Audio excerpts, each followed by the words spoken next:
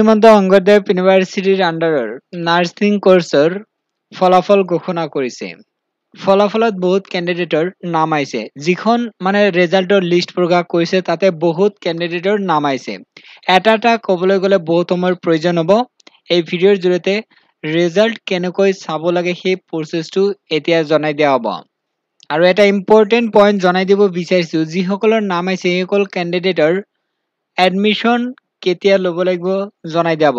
আৰু এডমিশ্যনৰ সময়ত কি কি প্ৰমাণ পত্ৰ লৈ যাব লাগিব এইখিনি ডিটেইলছ জনাই দিব। এতিয়া ৰিজাল্ট চোৱাৰ প্ৰচেছ জনাই দিয়া হ'ব।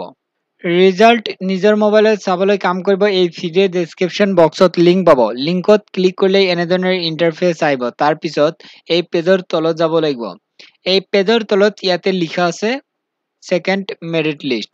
এইটো হ'ল বিএছচি নাৰ্ছিং কোৰ্চৰ সেকেন্ড কাউন্সেলিং হোৱাৰ পিছত যিখন লিষ্ট প্ৰকাশ কৰিছে সেই লিষ্ট। ইয়াতে লিখা আছে second merit list after second counselling.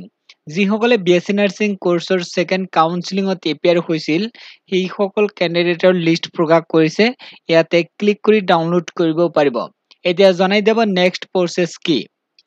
ইয়াতে উল্লেখ কৰিছে নাম থকা কেণ্ডিডেটৰ কলেজত যাই এডমিশ্যন ল'ব লাগিব। 2024 চনৰ ছেপ্টেম্বৰ মাহৰ 3 তাৰিখ বা 4 তাৰিখ এই 2 দিনৰ ভিতৰত যাই কলেজত যাই এডমিশ্যন ল'ব লাগিব। ইয়াতে কলেজৰ নাম লিখা আছে।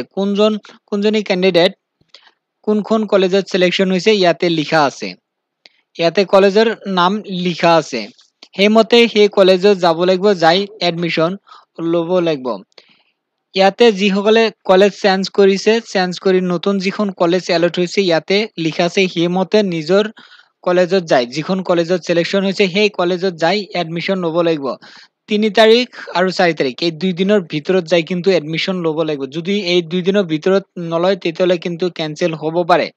এডমিশ্যনৰ সময়ত অৰিজিনেল প্ৰমাণ পত্ৰৰ প্ৰয়োজন হ'ব। এইচএছ পাছৰ মাৰ্কশ্বিট, পাছ চাৰ্টিফিকেট, এন্ট্ৰেন্স পৰীক্ষাৰ এডমিট কাৰ্ড, পিআৰচি এইবিলাক লাগিব ইয়াতে উল্লেখ কৰিছে।